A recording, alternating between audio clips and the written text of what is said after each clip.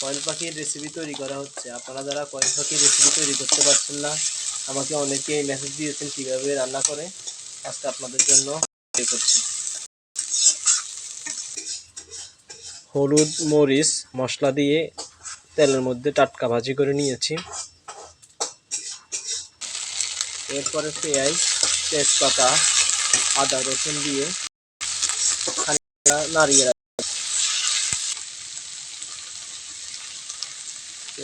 মশলার গুঁড়ি দেওয়া হচ্ছে, মরিচের গুঁড়ি দেওয়া হচ্ছে,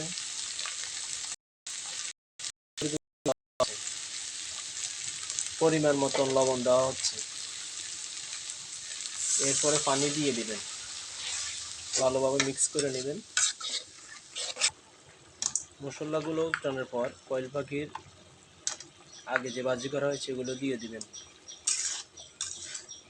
তারপরে মশলার সাথে একসাথে মিক্স করবেন নাড়িয়ে। খানিকটা কষিয়ে পরবর্তীতে ঢাকনা দিয়ে দিবেন। এরপরে কিছুক্ষণ রাখার পর পরিমাণ মতন পানি দিয়ে দিবেন।